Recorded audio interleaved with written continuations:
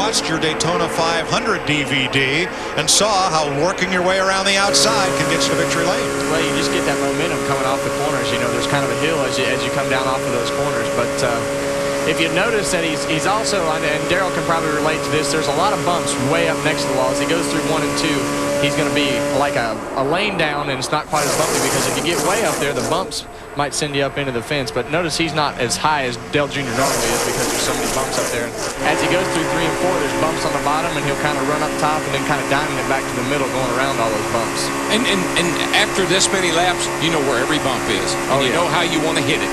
Yeah, and with these cars, as the handling gets worse, you want to go over as few bumps as possible to keep the thing straight. I'd be worried if I was Junior, and I think this is the position he's in. He doesn't want to leave Jeff. He doesn't want to leave Jeff and Jimmy out there to drive. But here comes Stewart and Blaney on the bottom, and this is what he was afraid of, I think. They just keep fighting and clawing at the bottom of this racetrack. 10 laps to go. Darrell, from this point on, you have no friends. No, if there may be a caution for gloves, and I'm talking about boxing gloves. Sorensen last time by got a piece of the wall coming off turn 2. Now he had been running in the top 5. He's back to 7th. Watch the 41 way up high behind Denny Hamlin. Second black car in the picture. Little scrape. Yeah, and Mark in the Army car really caused. He took all the air off of Reed's car and it just shoved out and scraped the wall. There goes Stewart. He jumped up behind Dale Earnhardt Jr. down the back straightaway and just drove by him for the lead. 9 to go this time. I think that was the big fear that Junior had. I think he knew Stewart was laying back there, but he didn't want to mess up his teammates. Now he's got his hands full. Biggest recovery of this race. Kurt Busch, car 2, down on the inside. Had to make a pit stop to pull the fender, lost a lap. When the caution came out for Gilliland, he got the free pass, got back on the lead lap. He's up in 4th place. You don't reckon he would like to get up there and say hello to Mr. Stewart, do you? I'm sure he'd love to get in this little old fight up there. Well, it's sure shaping up like he might be able to. Jimmy Johnson in the 48 just jumped right down in front of him. He sees maybe that inside line starting to move a little bit. Carl Edwards working his way back toward the lead. That's Kurt Busch just ahead. And Denny Hamlin on the outside in the 11. 8 laps to go. I tell you, that 20 car is going to be mighty, mighty hard to get by. It's going to take Jimmy Johnson, Jeff Gordon, and Dale Jr. to get it done.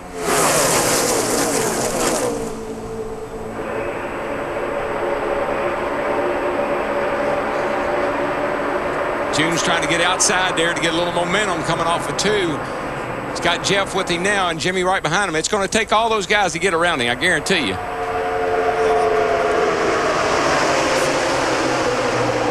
We'll show you how Tony Stewart got the lead.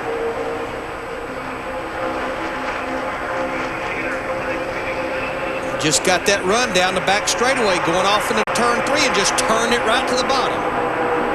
That was almost too easy. But I think Junior knew he couldn't afford to take some evasive action there and block him because it cost him too much momentum. 7 laps to go. I believe Junior's a little better off at 2. There are 13 cars within 1 second of the lead. I am thoroughly impressed with these cars staying together this long the way they have. Normally down here, by now we're strung out single file, not a lot of racing going on. These cats are on top of the wheel. Oh, Kurt Busch is in trouble in a 2 car. He's got a tire down, it looks like. And he hangs on. Look at that car, Larry. I mean, it finally spins it out. Caution is on the speedway. They'll come to take 6 laps to go. Well, I'm impressed because that's a car that was headed for the wall and coulda, woulda, shoulda hit it hard. It sure should have. Good job. That's an understatement. Looks like the right front's down. It's the blue deuce. That's Reed Sorensen on the outside. It's a push from Carl there. I don't think that had anything to do with it.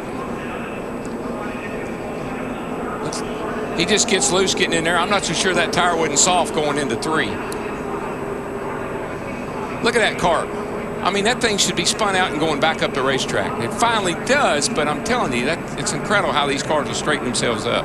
Say, I don't know that the tire's all the way down, but it's almost like it maybe had a soft look to it. Yeah.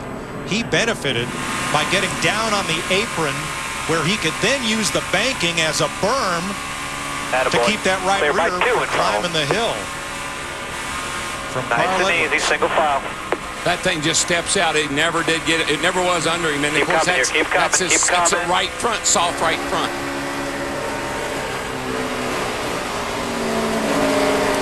And we saw the collision with J.J. Yaley. Keep coming. Next to Hamlin. Was that Hamlin that got hit again? Hasn't missed a caution yet tonight, has he? And 2 nights.